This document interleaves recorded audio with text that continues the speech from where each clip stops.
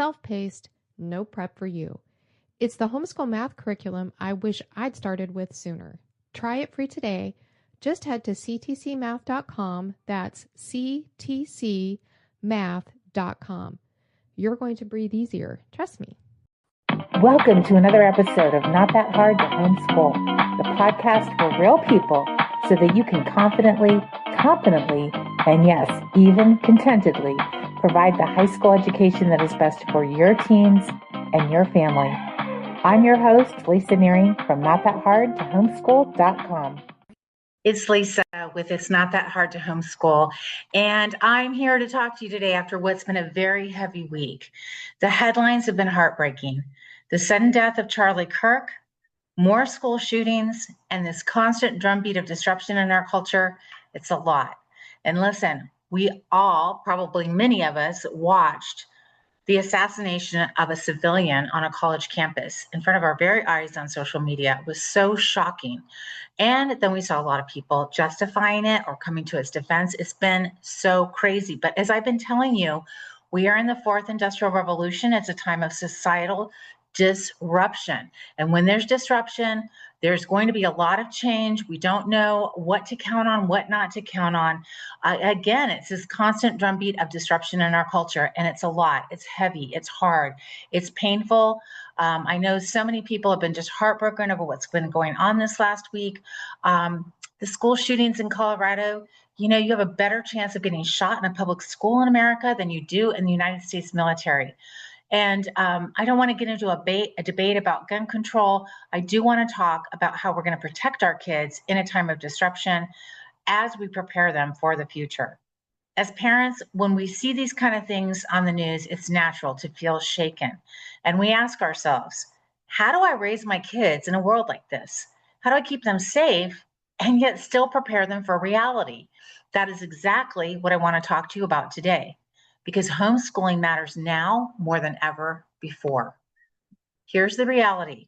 The hard truth is that our kids today are being influenced in ways that many parents never see. In schools, messages about identity, history, and values are often woven into everyday lessons, sometimes in ways that undermine what we're trying to teach at home. If our values are based on faith, family, and freedom, public and even private school might not be the best place for our kids to learn academic skills. Online, it's even more alarming. Parents are the third on the list of influences in their kids' lives if your kids have access to tablets or online presence.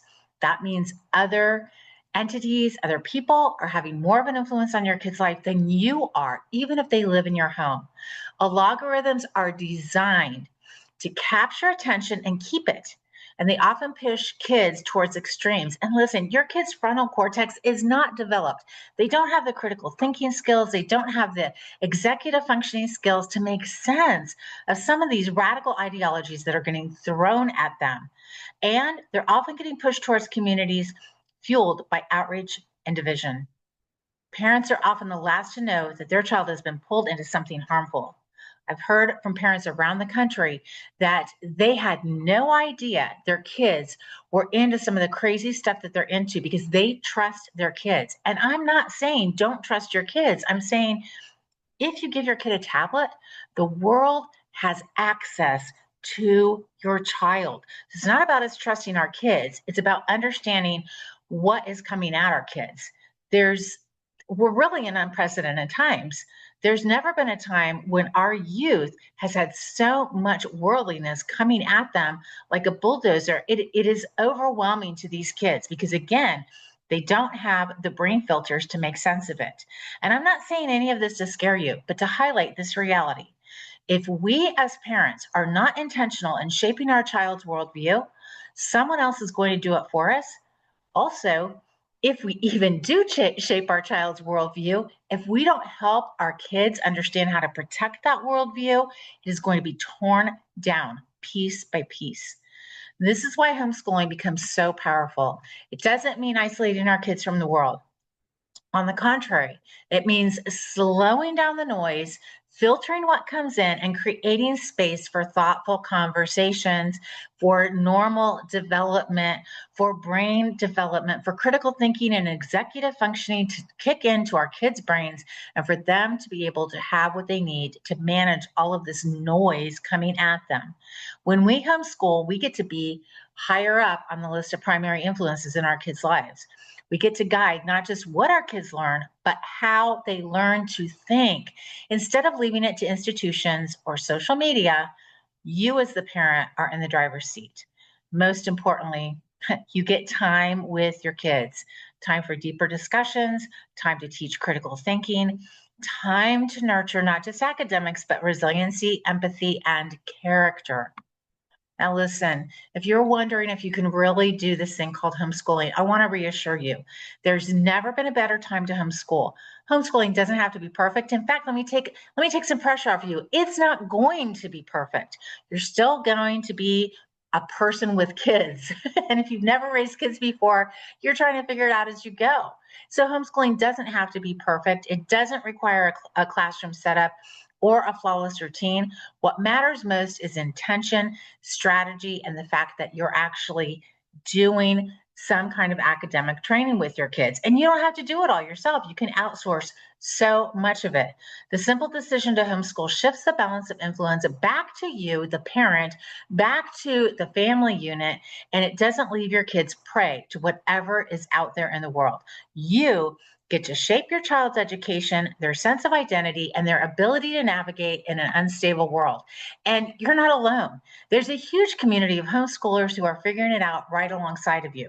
Now, if the word homeschooling gives you pause and you're just like, oh, I don't want to be that person, just go into alternative education, honestly.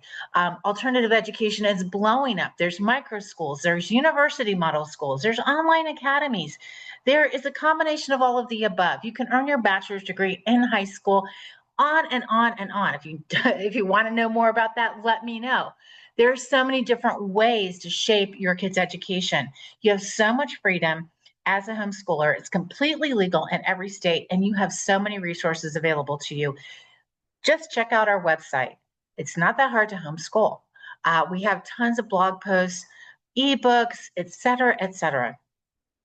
I just want to remind you that in the middle of the chaos, remember this: you as a parent are not powerless.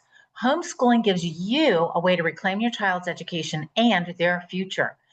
Listen, it breaks my heart to hear about this young man who shot Charlie Kirk. His life is ruined. His family's life is ruined because he got into nefarious activity. He got into a deep, dark online hole and he had no way out. And so I don't want to see that happen to any other person, let alone the assassination of a public figure. This homeschooling is not about hiding our kids away, not in the least.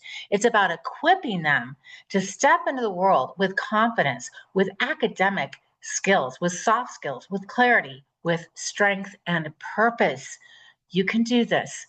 It's not that hard to homeschool, and I know you can do it, especially in times like these.